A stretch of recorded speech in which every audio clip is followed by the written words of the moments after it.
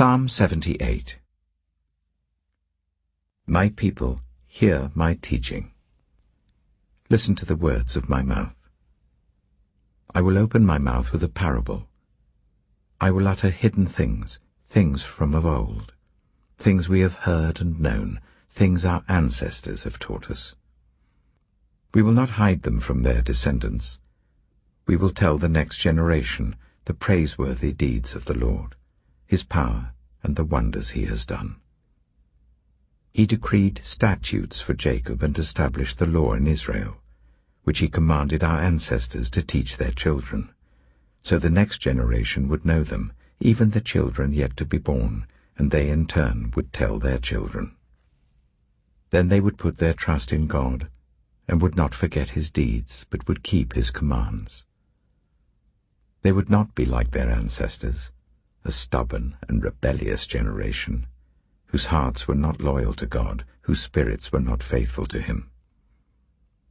The men of Ephraim, though armed with bows, turned back on the day of battle.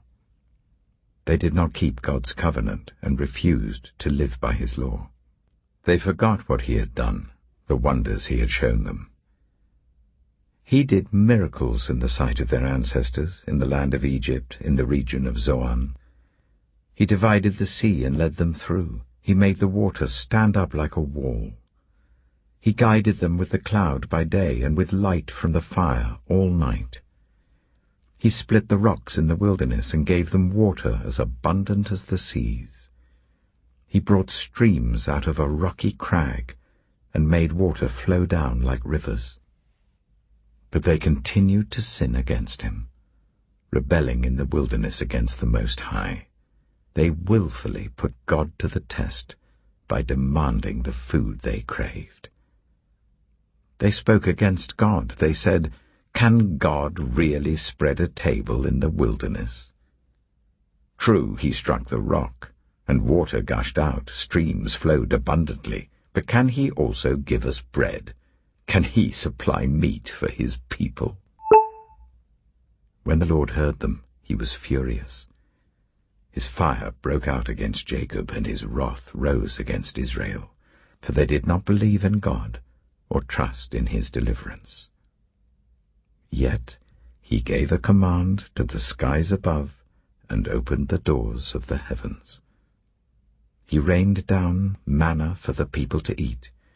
He gave them the grain of heaven. Human beings ate the bread of angels. He sent them all the food they could eat.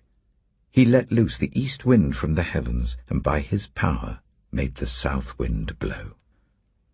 He rained meat down on them like dust, birds like sand on the seashore. He made them come down inside their camp, all around their tents. They ate till they were gorged. He had given them what they craved. But before they turned from what they craved, even while the food was still in their mouths, God's anger rose against them.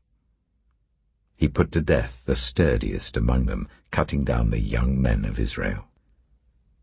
In spite of all this, they kept on sinning. In spite of his wonders, they did not believe. So he ended their days in futility and their years in terror. Whenever God slew them, they would seek him. They eagerly turned to him again.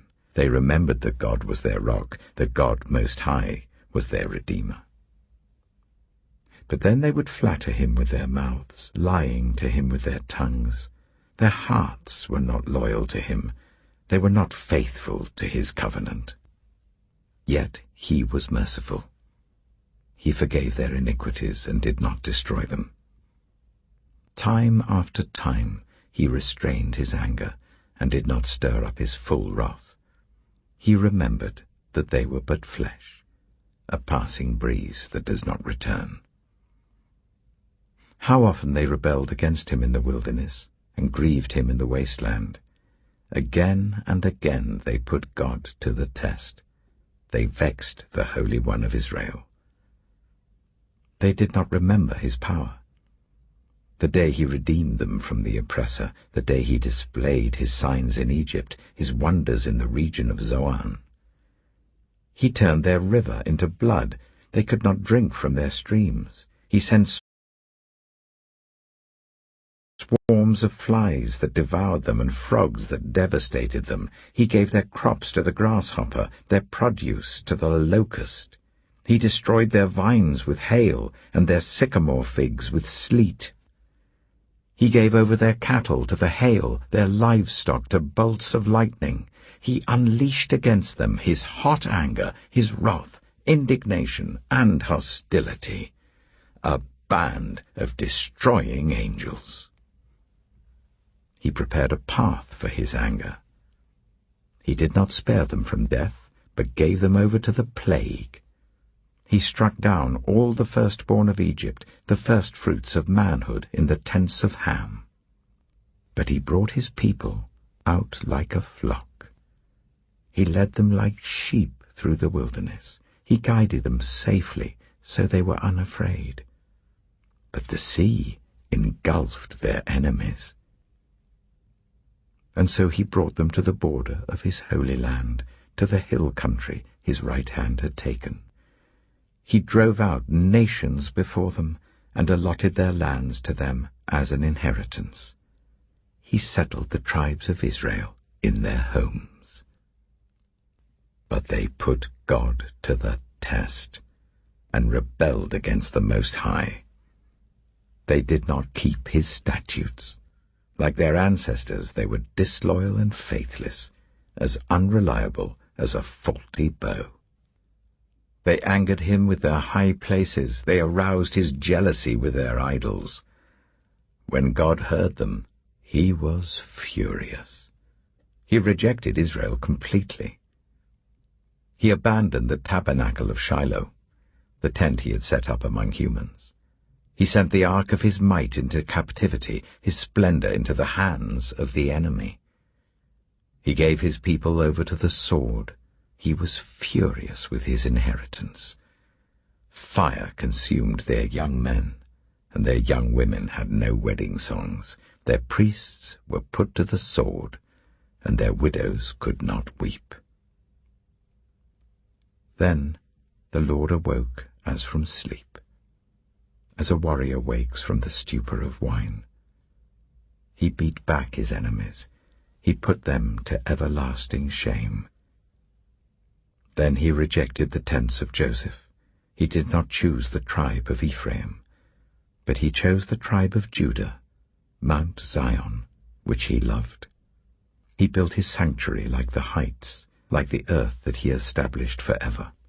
He chose David, his servant, and took him from the sheepfolds. From tending the sheep he brought him to be the shepherd of his people Jacob, of Israel his inheritance.